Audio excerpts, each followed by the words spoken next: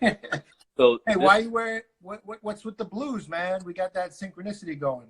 I see that, man. It's that connection, that connection.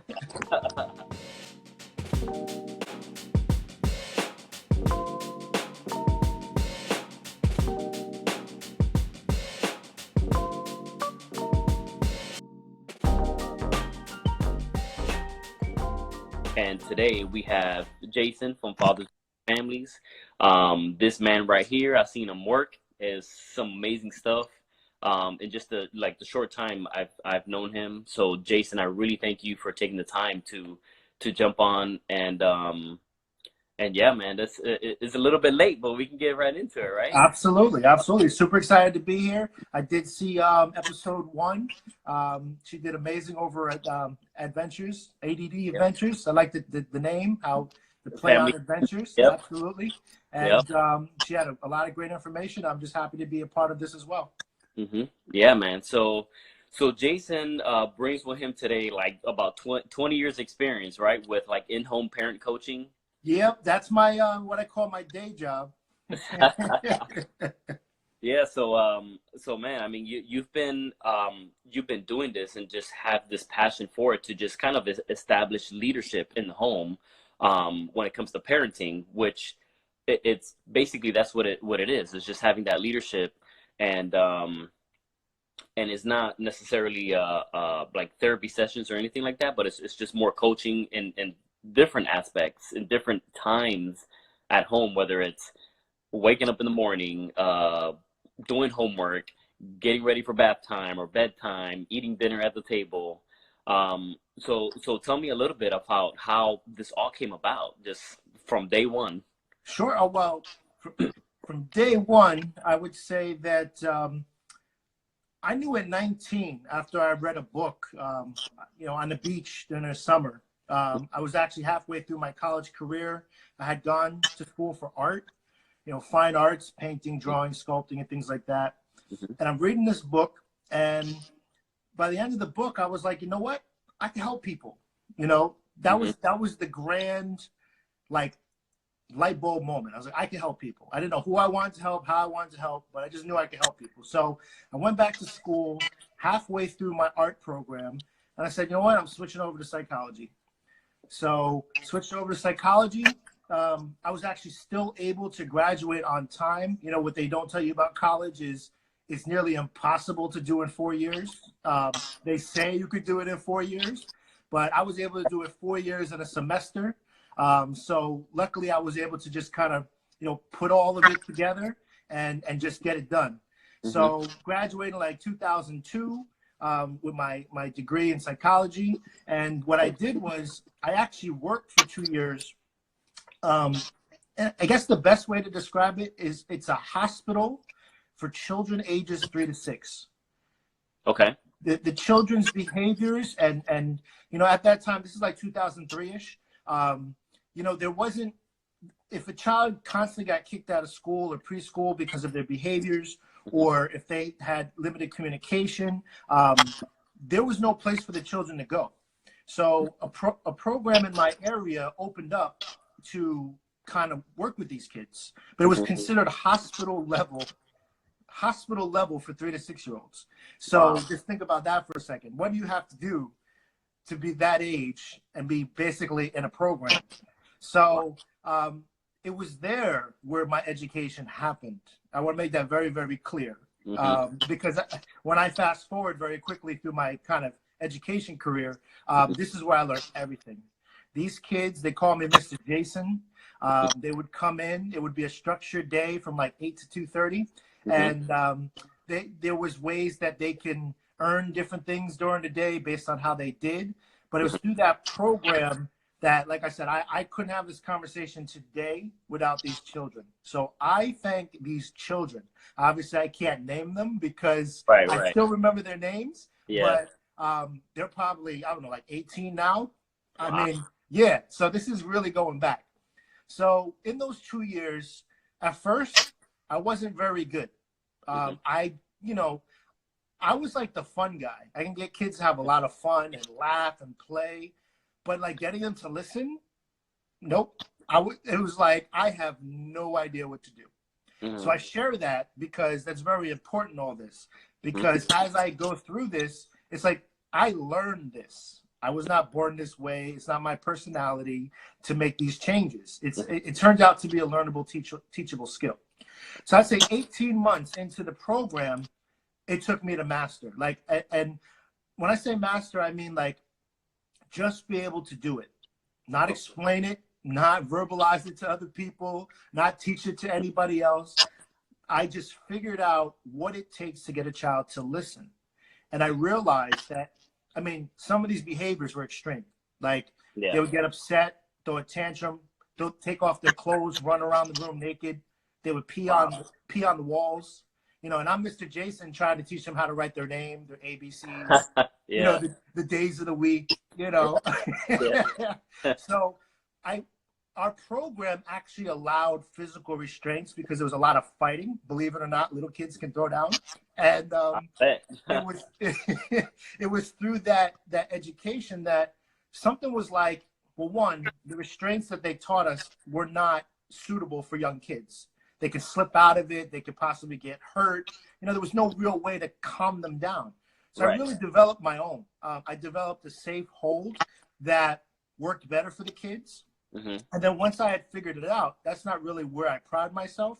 What I was able to figure out is how to use my words and give effective directions and stay calm so that I wasn't even restraining kids. So I had reached a point where I didn't have to be near a kid. I didn't have to touch a kid. I could just say something and they were listening. So I want to give an example of the type of child. Now, there's been so many children since then, but in that time period, there was one boy in particular, very, very sad story.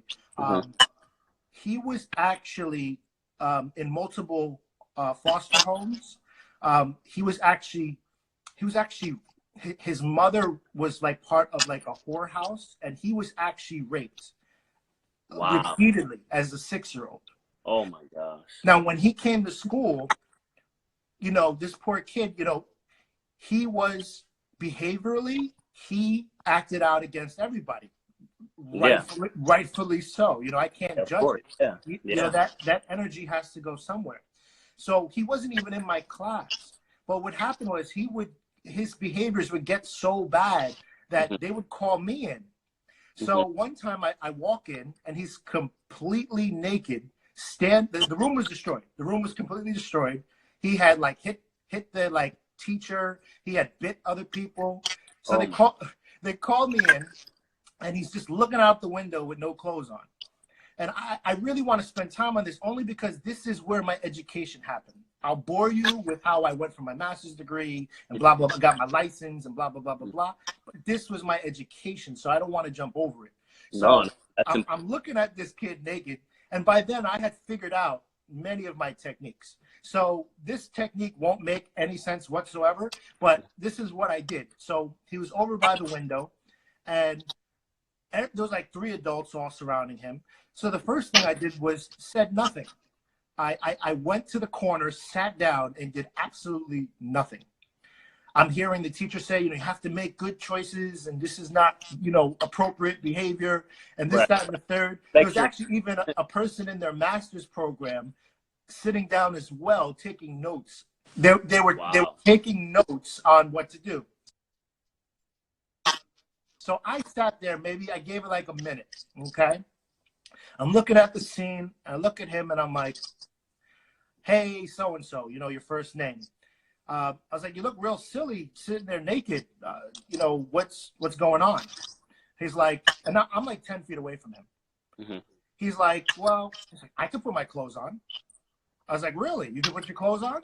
And I was like, okay. I was like, come here, put your clothes on. So he brings his clothes over. He starts to hand them to me, like to put his clothes on. I was like, you took them off. You can put them back on. So he started getting dressed. And then I walked him over. And again, I'm not near him. I'm not physically intimidating him. I'm 10 feet away. He walks over to me. He starts putting his clothes back on. And then I have him go over to the different people and apologize. Now, really, an apology doesn't really work, but I did it more for the adults because they were really upset. And you can't just make a mess and say nothing. So I had him apologize for hitting. No threats, no anger, no nothing. Just go over, say you're sorry to such and such for hitting. Go over this. And then I had them start cleaning up. Within 5 minutes, the room was cleaned up.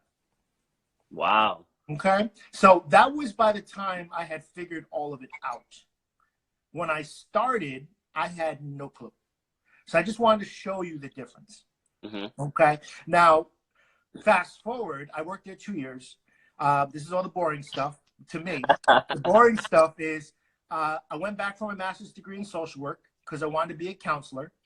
I noticed every time there were actually therapists at my program who would leave the room for 5 minutes, destroy the room, pull the therapist's hair, come have the session cut short, come back to the room, and or if they walked, or if the therapist came in, they would say, "Excuse me, do you want to come play? Do you want to come play now?" Now I had no idea what they were trained on. I had no idea what they were doing, but I was like, "Listen, it's time to go. Let's go." And they would just get up and go.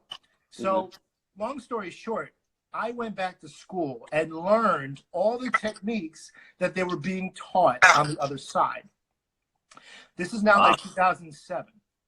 Between 2005 and 2007, I learned all the techniques on the other side. And guess what? To say highly disappointed is not the right words. Wow. I almost stopped my master's program in frustration because what they were teaching may have worked for different populations or may have value. It does have value. I'm not going to sit here and crap on it. It has value. The thing is, there was nothing in the program for young, aggressive, violent, potentially, kids, what to do, what to say, what not to say. There's nothing at all. So they just focused on just therapy for adults, or? It's not on purpose. They claim that it worked for kids too, but it doesn't. The reality is it doesn't. See, they're in a classroom all day. They're teaching theory and what sounds good on paper. But when the living, breathing child is in front of you, you need something different. Right. So I was so upset that I took my energy and wrote a book about it in 2008. Wow. Okay. It turned into a book. At that time, there was a big theme about, taming the wild child and, the out of control kid. So it was like a spirit of the times, not necessarily, I can't get away with the title today. That's why I don't actually push the book too much, but I wrote a book called Redirecting the Out of Control Child, Eliminating Defiance, Talking Back Without Punishments, Timeouts, Behavioral Plans, and Rewards. That's a mouthful. That's the whole title? That's the title. But the key is getting kids to listen without all the techniques that are known. People punish, people use timeouts for little kids, people use rewards and behavioral plans and all these systems that in a home setting do not work. Maybe in residential programs they work, maybe in school systems they work, but in the regular person's home, it gives unneeded extra work for the parents that isn't needed. So just to finish my career in a nutshell, okay, I thank God I wrote the book. I did get my license. I practice as a child expert in New Jersey. I run an organization that does in-home therapy because in the office is like a simulation and doesn't work very well. I like to go to people's homes. And it actually started, the funny part was in 2010, the agency that I worked for was they were very nice. They let me do whatever I wanted. So I would be in a family therapy session and a parent was talking about, I can't get my kid to bed. Or when they're eating, they're throwing their food and they're not listening. And these are children basically 2 through 10. So I had all this knowledge as I had described, and I just said, listen, let me go to your house. I'll show you. Like, I got tired of sitting in the office and listening. I love listening. I can listen. There's nothing wrong with that. But I know the skill set that I had learned, and I knew it was a learnable, teachable skill. So that's why I started going to people's houses. So from there, I eventually, after 5 years, turned into my own program, left my day job. I run my own company, and that's all we do. We send therapists along with myself. We go to people's homes. We do a combination of parent coaching, which is not therapy, and we do in-home therapy. Right. That's Well, I mean, what a road to get to. And I like one of the things you said where, you went to school, you learned all these, starting your profession in psychology, but where you really learned certain techniques and just know which direction to go was at the hospital with the children. Like, and I mean, that goes to show you experience is the best lesson where you can get everything. Absolutely. And I'm a true believer in that as well. Um, Everything I went through and co-parenting and just, with the divorce and trying to raise my daughter. I mean, 10 years ago, I would have been like, I have no idea how to do that. I mean, and I feel like you can't go to school to learn that stuff. That Absolutely. stuff you learn by going through the experience and just learning yourself. And then you just kind of take a passion for it and start just digging deeper as to like, okay, why does this happen? How can it be fixed? So I appreciate that you said that because Absolutely. I truly believe that. So it's really interesting to see how all of that unfolded to this very moment. It's Right.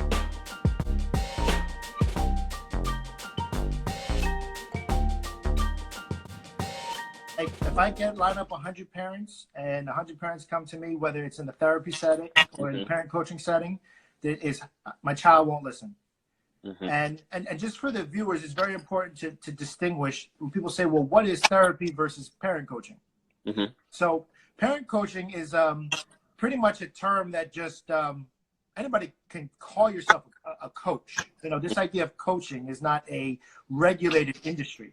right. Whereas therapy, it's a regulated industry where you have to do a certain amount of school, you have to take a certain amount of tests, you have to be supervised for a little bit before you can do your own thing. So the definition of therapy is actually very, very simple. It's short words, but the words mean a lot. So when you take your child to therapy, what you're doing is that professional is diagnosing and treating a mental health disorder. Okay. Short words, but here's what that means. The mental health field is the medical field. They're one in the same. So when you go to therapy, it's kind of like you took your child with a broken leg. Your child gets hurt. Your child gets hurt. You don't know what happened to their leg. So you take them to the doctor. The doctor diagnoses it by saying, okay, you got some pain. I can't really see it, but most likely you have a broken foot. Then they do some tests. You take some x-rays. You figure, okay, yes, your foot's broken. That's the the diagnosis is some code to bill for insurance to get reimbursed for that. Then what happens is you treat it, usually with a cast, maybe some pain medication. That's it in a nutshell. The diagnosis and treatment. That's the broken leg example. Mental health works the same. You bring a child in, they don't really know what's going on. They have some hypothesis about what's going on. The brain's a lot harder because we can't scan it, we can't see it, we can't measure it. Right. So it's based on self-reports, very key, by what the parent's describing. So if the parent describes out of control, erratic behavior, they're going to get a heavy-duty diagnosis. Right. And then what happens is they treat it. Now, if you go to a psychiatrist, they're going to give you meds. If you go to a talk therapist like myself, and there's psychologists, licensed clinical social workers, that's all under the umbrella of talk therapy, or for kids, play therapy, art therapy. You give a diagnosis, and then you treat the diagnosis. So to answer your question, I know it was very long-winded. I find only 30% of the families that come to me actually need a diagnosis and a treatment for a mental health disorder. The other 70% are parents that don't know any other outlet because there's none that exist to work on these practical solutions. So for me, parent coaching is kind of like if you wanted to, like, here's a sports reference. If you can jump. Actually, let me go backwards for a second. The medical model is you're living your life, something happens, and then you break your leg, right? You get the diagnosis. While you're working on it, the leg's getting better, it returns you to zero. So you were living at zero, living your life, you had the broken leg, it goes down to -10. As it's being treated, the muscle and bone works its way up, only back to zero. Once you're at zero, the whole goal of the medical model is to return you to how you were before you got the broken leg. That's it. Mm-hmm. So the mental health field is the same. It's not about thriving or doing better or stronger or more efficient. It's just about returning you to zero. Whereas coaching is you start at 0 or 1, right? And you have this goal to get up to a 10. Now, you can't do a 10 right now, but through the coaching, you increase your skills. You get bigger. You get stronger. You go from 2 to 3 to 4 to 5, and you work your way up. You build those skills and become stronger. Coaching is the only place where that exists. You coach somebody, like if you go to a jumping coach, you play basketball. You jump at a certain height right now, you work on that muscle, you jump higher. Mm-hmm. So when I say I offer parent coaching and I offer therapy, I offer services to both models. The parents who have children that have a mental health disorder, to help them return back to where they were right before the disorder happened. Not to get them to thrive, not to get them stronger, but to return them. That's why I don't really love the model. Got you. Where parent coaching, you start where you're at. You're not broken. There is no negative anything. You're at where you are. Then I help make you stronger through parent leadership. I like that. Now you said that the whole, the whole 70% that actually may not even need therapy. Do you find that some of those 70% or all 70% automatically revert to therapy because that's like you said, that's all they know? So they just say, okay, I need therapy? Well, the medical model's been around so long, so there's no way we're going to undo that. I don't even know that it's good to undo that. I don't know if that's helpful or useful. There's a system in place and it's there and it does help people. Don't get me wrong. This does help people. There's a certain percentage of people that help doesn't do enough. And for those people who are actively looking for something different, that's who I'm speaking to. I'm not speaking to the people who take medication and it works for their children to tell them to go throw out their medication. That would be horrible advice. Right. Understand what I'm saying? But it's for the people who have tried medication. It's not working. They've gone through 12 therapists and they're not working. I'm not the first person people see. People go through a whole bunch of people before they get to me. So I want people to still go through that route because it's possible that in there is the help. Right. So I'm not trying to say like, Jason says, throw out your medication. Fire your play therapist. Absolutely not. It's knowing how to figure out the difference, you know? So here's how I know if you need therapy. You need therapy if you're going through some kind of trauma. What are some traumas? Okay. Trauma is a death or a loss. Okay. Somebody died. A parental figure died. One or both. Okay. Another one is, so not necessarily divorce. Divorce, the separation is hard. And what makes it down the line become traumatic, not initially, not even in the first year. What down the road becomes a problem is years and years of making the child choose between the parents. When the child can't choose, they're from both. They can't pick sides. So to deny one is to deny the other, which they would deny either one would be to deny themselves. Right. No child's going to do that. So a lot of people think, well, separation, loss. Okay, I lost my spouse left. And that's more of grieving. So grieving, there's a certain amount of time where you're supposed to be upset. That doesn't make it a diagnosable disorder. Right. It's just after that time, if the problem is still going on, then it becomes depression or anxiety, things like that. So long story short, I'm looking for trauma, recent death or loss. The child's being physically abused or emotionally neglected. You know, the things that will bring the state into your life. You know, are they getting beaten every day? You know, are they not being fed or not being bathed? You know, that's a trigger for trauma. If a child's been molested or sexually abused, trauma. Okay? I'm trying to think of some others. Dangerous neighborhoods. I have to throw it out there.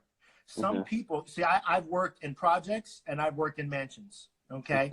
And one thing that the people in urban areas or people with, not as much, not financially well off, is that their areas are actually war zones. Yeah. They're not, some go to other countries. They think, oh, other countries, that they're war zones. But Hmm. for some of these kids, they're in war zones. Right. And That's all. No. they have anxiety just Hmm. because they live there.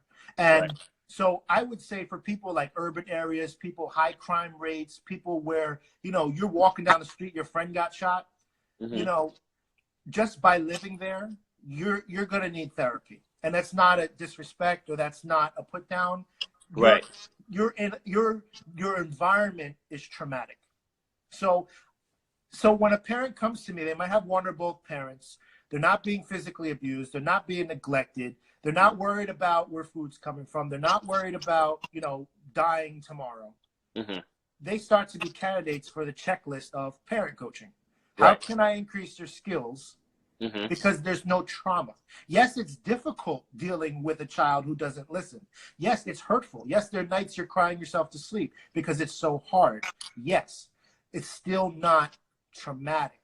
Hmm. Okay, so that's not to undercut anybody's pain. When they come to me, they're still in pain. They just need a different medicine. Right.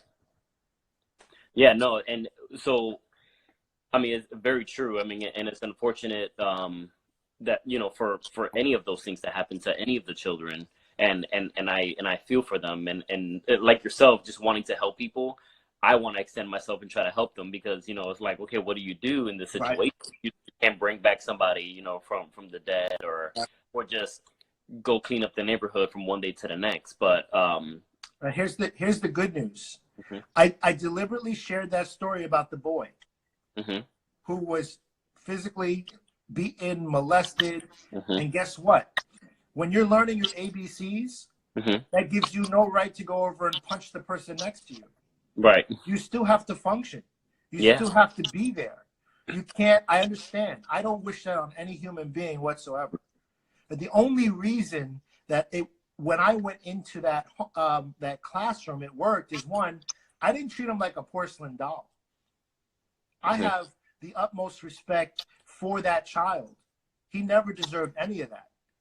When I walked in that room, that had nothing to do with why he was naked. Right. That had nothing to do why he bit people. That had nothing. Well, I can't say nothing, Right. but in the context, he was probably trying to avoid an assignment that he didn't want to do. Mhm. I think they were working on some kind of like the calendar, and he didn't want to do it. Mhm. It has nothing to do with he was already in a safe home. He Right. was already in a home, as a foster home, but Mhm. that stuff was not actively happening to him. Mhm. So if I had approached it, tiptoeing or oh, look what he's been through. Of course he's got to be mad. We got to let him punch a pillow. I mean, these are techniques therapists will say. He's angry. Let him punch a pillow. No, you just train him to be a better boxer. That's not a good idea. You understand what I'm saying? Yeah. Yeah. So I guess my point is I added that hope that parent coaching can help 100% of everybody. Mhm. It cannot replace therapy. It can be it can be an addition to therapy. Right. But parent coaching can also stand alone. Yeah.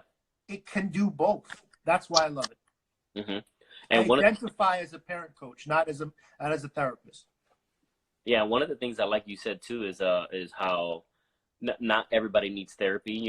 A separation or divorce is not necessarily you need therapy. Yes, it's hard. And I'm speaking from experience. From when I was going through the divorce, my daughter was like 2 or 3 years old. One of the things the court system talks to you about is therapy for your child, and uh, I kind of thought about it, but actually it was something that I was not fully on board with because I was just like, my daughter's young, but at the same time, I feel like if myself and her mom do our job as parents, I feel like she can get through this. Yes, it's going to be hard. She's probably going to be confused. She's probably going to be like, hey, why do I have two houses? Why can I stay with mommy? Why can I stay with daddy? Why can I, both of you guys just come in under the same roof? which has been things little by little I have been explaining to her, talking to her about, just kind of and especially as she gets older, just kind of breaking it down for her as she gets older, she starts understanding a little bit more. And now that I've gone that route, I'm kind of happy I didn't go through therapy, because I feel like what was that gonna do? You know, what was that gonna do that I couldn't do any better? You know, so I feel like I went the right route, and right now, you know, my daughter fully understands. She knows the situation, and I'm happy with the choice that I decided to make. And from what I see, I mean, she's thriving. You know, you guys look so happy together. You play Yeah. together. You know, Hmm. I'm sure there's moments where you're like, oh man, I wish we could all be together. But those pass. Yeah. You know, you can't listen to every thought you have. You can't go by Right. every feeling you have. So Yep. those are natural. I mean, I literally see you guys, and not to stalk you guys. You know, you put it Yeah. out there on social media, Right. but Right. she's so well adjusted. You Hmm. got it. You got it unlocked. You got it handled, Yep. and you made the right decision. You followed your gut, Hmm. and the kids will be okay. It's what makes it challenging is when the fighting continues, and then Yep. the child has to pick loyalty, which they can't. So you're a prime example of exactly when I say this. I'm not usually talking to people like, yeah, oh, he's right, I lived that. They're just like, yeah, Jay, whatever. It's traumatic. It Yeah. is. It's hard. It's Yeah. difficult. It's not trauma where you're 0 and then you're at -10 and then you need to work your way back up to 0. Yeah. You were at 0 or 1 and you worked your built up to 10. Yeah. That's a prime example Hmm. right there. Yeah. And every day I'm still trying to build on that. Oh, absolutely. You know, I because didn't say 10. I didn't say 10 is the highest number you can go. I didn't yeah. say that. That's the beauty of parent coaching. Yep. Yeah, and I think that's one of the things that I mean, don't get me wrong. There's times, like you said, that she may ask, like, oh, you know, why do I have to go to mommy's house? How come you guys can't live together? You know, and I'm sure, you know, sometimes I feel bad for her. I'm sure it's hard, but I think just having that open conversation with her and just being honest, you know, and with everything that's going on. And my daughter knows. She'll be like, no, yes, I know, Daddy. You know, I know you guys can't be together, and she knows it. But I think in the back of her mind, she probably still wishes, you know, which when I was young, my parents got divorced, you know, when I was 9 or 10 years old, and sure, in the moment, I didn't understand everything that was going on, and yeah, I wish my parents could still be together. You know, to have both my parents in the same roof was something I look forward to. But as I got older, I started to understand why things were the way they were, and to this day, I'm like, okay, they can't be together. You know, they Right. don't belong together. But The point you're raising, that I don't want to jump over this. The point that you're raising is so powerful. yeah. The number one thing that children need Hmm. is consistency and predictability. Hmm. They have to be able to predict things and say, okay, if I do A, then I Hmm. can predict that this is going to happen. Now, that's easier to do when you have mother, father, child in the same home in terms of predictability and Yeah. consistency. So there is some rattling, there is some speed, there's a speed bump to that Yeah. predictability. Hmm. But what you did was you created a new predictability. Hmm. That's why you guys are thriving. Yeah. She can predict, from what I remember, 1 week I'm with dad, and here's the things and activities we do. Yep. And then the next week, this is when I'm with mom. These Yep. are the predictable things that I can do. And then Yeah. over time, they get into a rhythm, to a groove, Hmm. and then it becomes kind of what I call automatic pilot.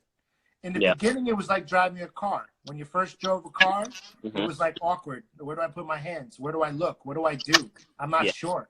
But then over time, I don't know. The other day I was driving, I was like, crap, how did I get here? And that's kind of scary, because I had driven the same path over and over again, that at some point I went on automatic pilot. Hmm. And the point is, that's what you created for your daughter. So I don't Yeah. want to jump over that. That's why it's so successful. Yeah. Thank you. I appreciate that. I mean, it wasn't an easy road, but I definitely have worked hard to try to make sure that mentally and emotionally she's in a good place. And I still continue to work towards that, you know, just to make sure that she's on board with what's going on and just understands it. Is my ultimate goal.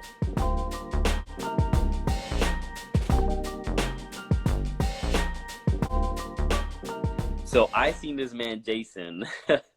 um, we were talking on a video message.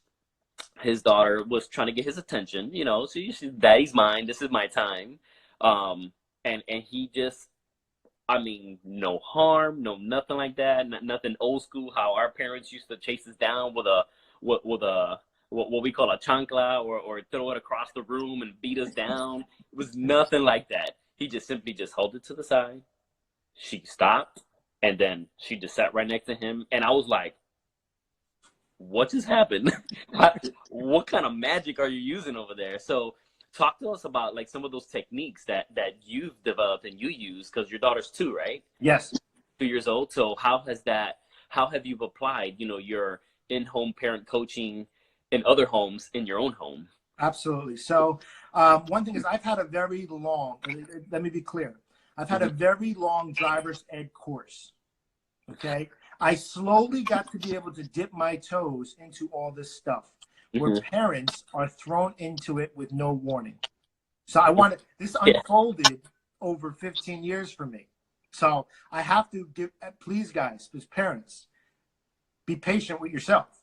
Yeah. Okay. It wasn't a switch where I was like, oh, I don't know how to get kids to listen, and now I'm the guru. It wasn't like that. It took a lot of time. But what I learned over time is, if I had to, well, first I'll explain what was happening. What was happening is my daughter was trying to take away my glasses because she knows I don't like that. Okay, typical thing. We were on the phone, so she wanted, hey, you're not going to pay attention to me. I'm going to take your glasses. So I knew what she was doing. So while we were talking, I simply held her hand I was 1 notch stronger than her. So how strong is a 2-year-old? Right. So I just held her arm very gently so that it communicated to her, you can't have my glasses. I didn't tell her verbally, you can't have my glasses, or that's not nice, or daddy doesn't like it when you touch my glasses, or that's mean, or whatever typical things that people say in that situation. They try to make it an educational moment. And she doesn't have enough language. Right, of course. I mean, even if she was 5, I would still do the same thing. Right. So I held her arm just long enough that she got the message that, well, if I try to reach your glasses, then I can't control my arm. Now, the thing is, children should have 100% freedom to do whatever they feel like, as long as they can handle it. The key is, can they handle it? She proved to me that she couldn't handle that privilege of moving her hand. How do you know it's a privilege? Well, ask somebody whose hand's cut off. If having a hand is a privilege. Ask somebody whose arm, who doesn't, like, they have their arm stops at a certain spot where they don't have a hand. If having a hand is a privilege. It's not a right. It's not an entitlement. So for a very brief amount of time, 30 seconds or less. Can you hear me? Yeah, I hear you. Okay. So 30 seconds or less, I showed her what it would be like to have that removal of that privilege in a gentle way. Yeah. So she didn't like it. So she squirmed a little bit, like, She's basically saying, don't hold my hand. I don't want you to hold my hand. I want to control my hand. Right. So once she got the message, as soon as she stopped and was still, I let go. Because if I had continued to hold her hand when she had clearly stopped, now we're in power and control. Right. Now we're in a dance where, like, I'm bigger and stronger than you, so I'm holding your hand to make sure you know that that's not okay. No. As the second she was calm, I waited like maybe an additional 3 seconds, tops, 5 seconds. Then I let go. Just enough time to send her the message, you can't touch daddy's glasses. Right. So when she realized that, there was nothing to fight over. So she sat down. She knows that I was present with her, even though I wasn't talking to her. She knows that I was there, and she moved on. Now, here's what happened behind the scenes. Behind the scenes, here are the applicable skills that parents can use. One, I started with me, not my daughter. I did not, parent coaching, parent leadership does not start with the child. It starts with the person in charge. Right. Okay? So I don't teach parents how to love their children, nurture their children, or care for their children. I don't have that ability. But getting a kid to listen, we don't know it yet, is really a science. We're going to find out 10 years from now, 20 years from now, confirming everything that I'm saying. But for right now, you're going to think it's my personality when it's not. Here's what I actively did. One, you have to be calm. You have to remain calm. If you're not calm, you can't do anything I said. Right. But the key is, how do you get calm? Everybody says get calm, like, you know, sprinkle some fairy dust and you're calm. No, no, no, no. You have to actively do something to get calm. I'm gonna say that again because people jump over this and don't realize. Even in the mental health field, they'll tell you, take 10 deep breaths. That'll get you calm. No, they'll tell you, think happy thoughts. You know, give yourself an adult timeout. Walk away from the situation. Now, in my situation, if I had walked away, she would have just followed me and tried to take my glasses. Yeah. If I had counted to 10 in my head or take 10 deep breaths, she would have still tried to get my glasses. She's So like, where "Why the not mental breathing? health I'll go ahead and field, grab this." so where the mental health field has a gap, like think of Swiss cheese, has holes in it. So basically, I had to get calm, figure out what did I want to see in the moment. What exactly did I want to see? I have to break that down a little bit further. Typically, when a parent sees a child do something, there are 4 common things that come to mind. It's predictable.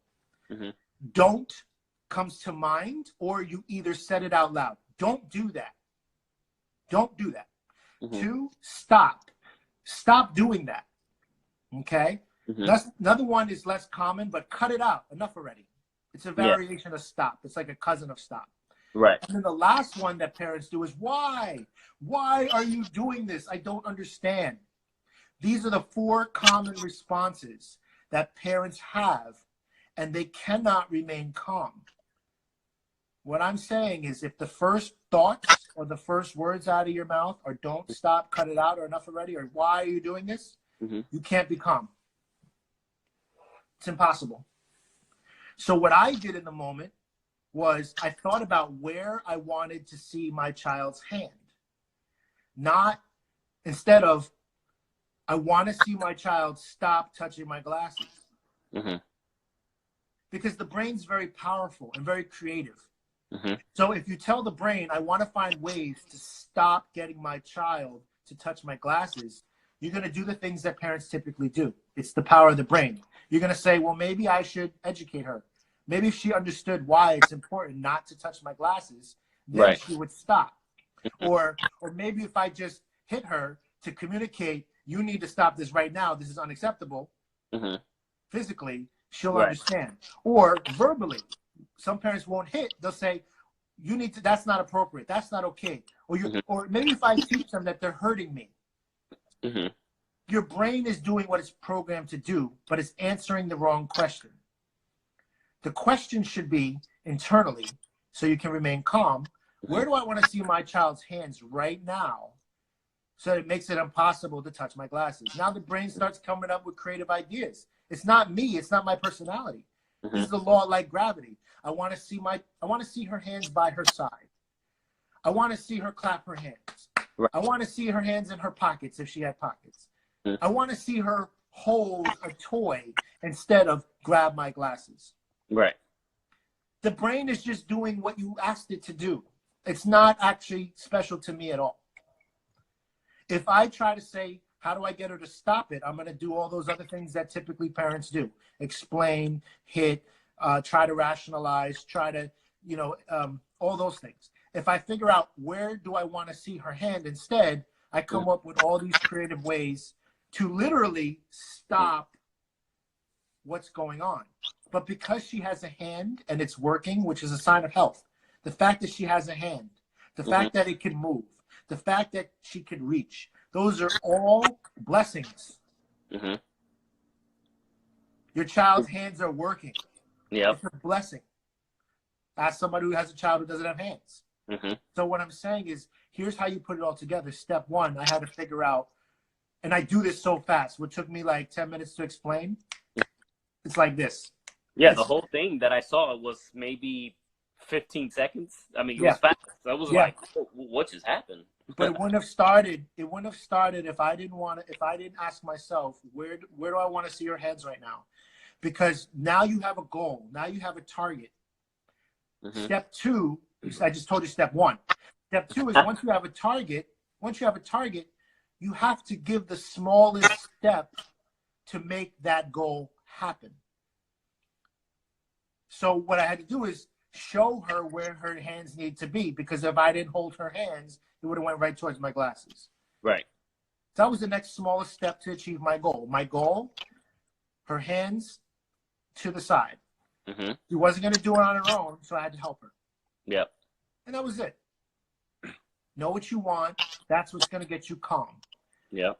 It helps you so that you can have that target, Mm-hmm. and then you have to say your directions effectively. Got it. Here's how you say you're effective. So I have a 2-year-old, so I don't have to talk much. But Right. people have 3, 4, 5, 6, 7, 8, 9, 10-year-olds. You need another step. You have to actually say your directions effectively. Right. Here's how you say it. If you notice you say stop a lot, don't try to fight it. If you notice you say don't a lot, don't try to fight it.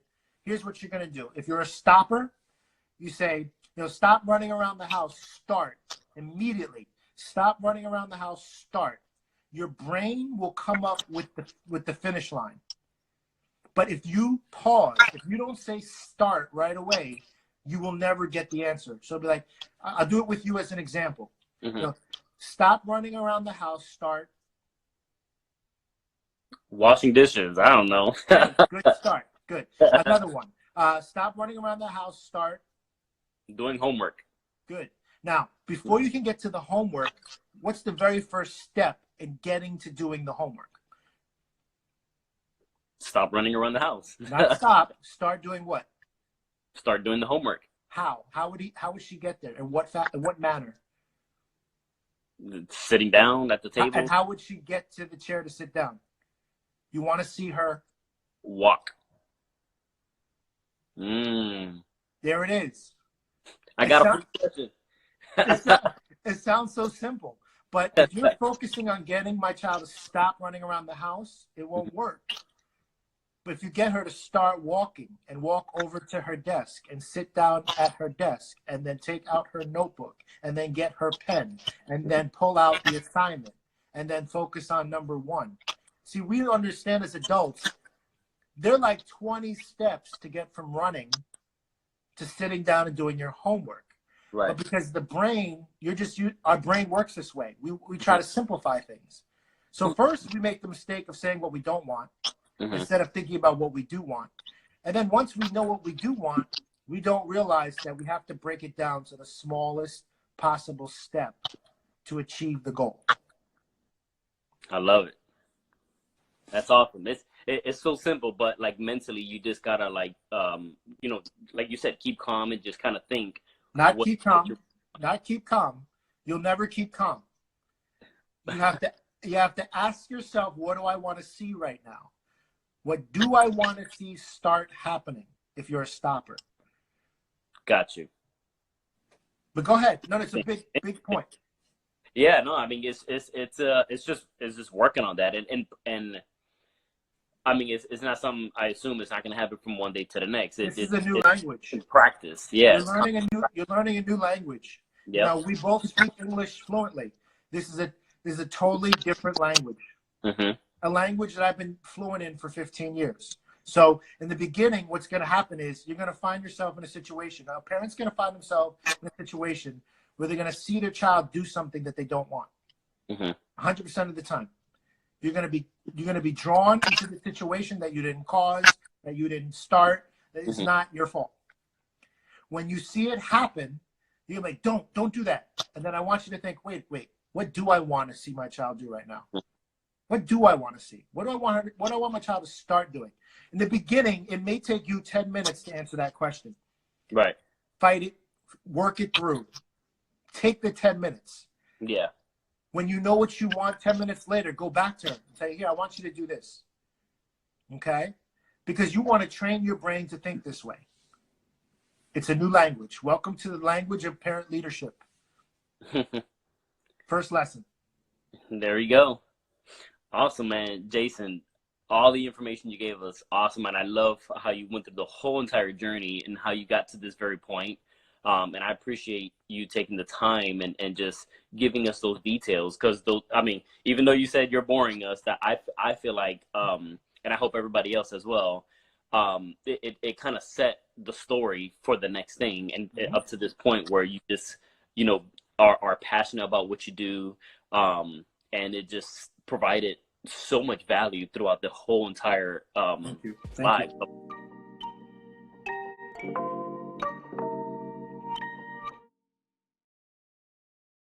So Jason and I are going to be definitely creating this partnership where we're gonna, provide for others. We both like to help, so we're gonna kind of continue that as a team with this specific project, I guess.